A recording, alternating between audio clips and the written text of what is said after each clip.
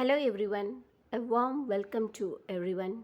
Today we are going to see about the poem Alice Walker's We Alone. Alice Walker is an American poet and winner of the National Book Award. Notable works include Poem at 39 and Expect Nothing. She was the first American woman to win the Pulitzer Prize for Fiction. Walker has published numerous best selling works.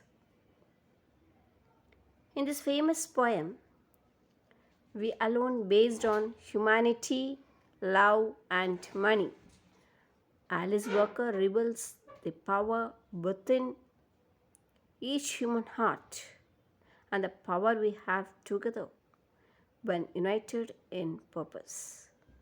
She begins We Alone with a strong statement and one that makes the reader stop and ponder the power of the human race.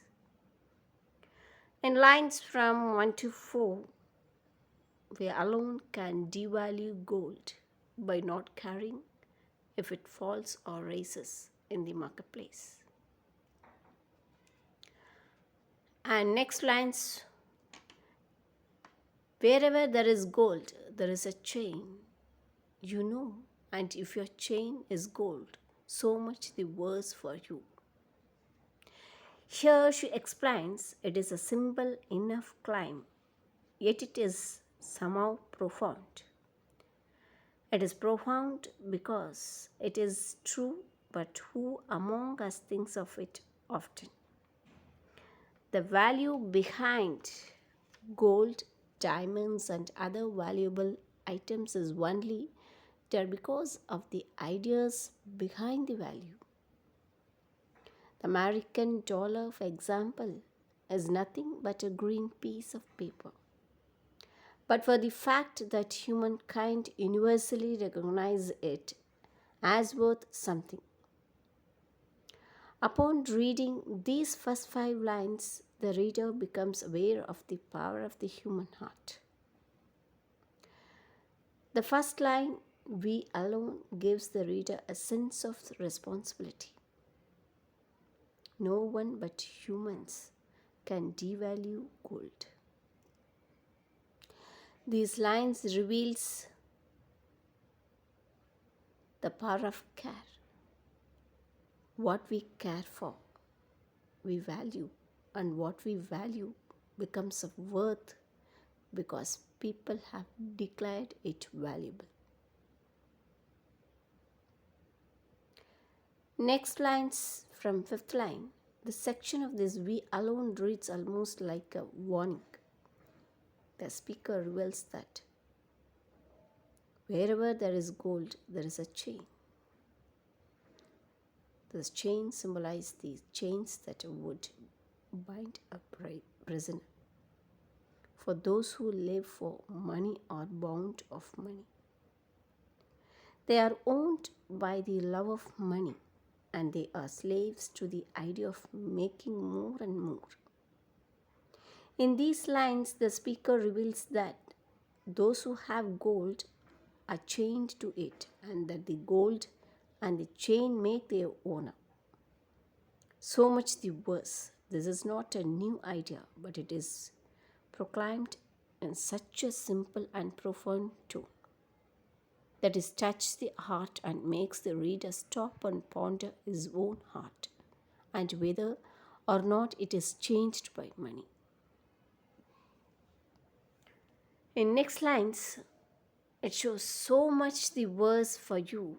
Feathers, shells, and sea-shaped stones are all as rare.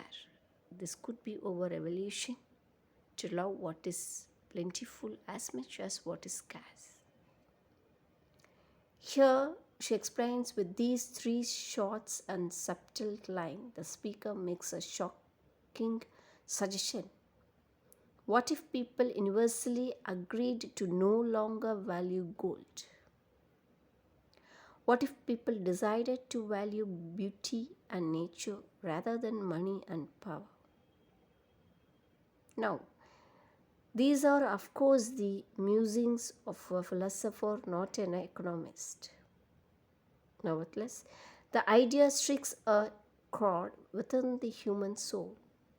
The readers are compelled to look into their own heart and ask themselves, what is it that I value?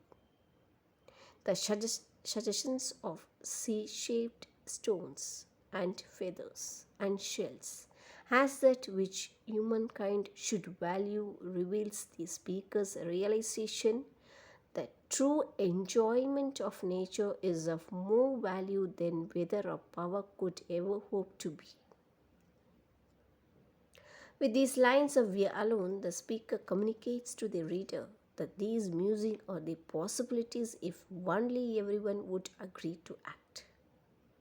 The speaker claims that it could be over revolution to end the struggles for money and power and begin to value moments of connections with nature and other human beings.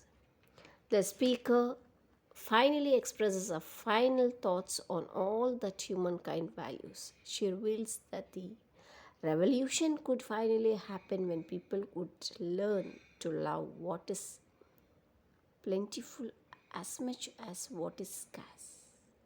Thus, the speaker presents the idea that human love is what is behind the way the world works. Because we love power and material wealth, we place value on what is rare. However, if we could together agree to love all that nature has to offer, whether the scarce or plentiful, we would surely enjoy more through life. Although the reality of this kind of shifts taking place is nearly impossible, the words do causes the reader to venture into self-reflection and to ponder what true value is.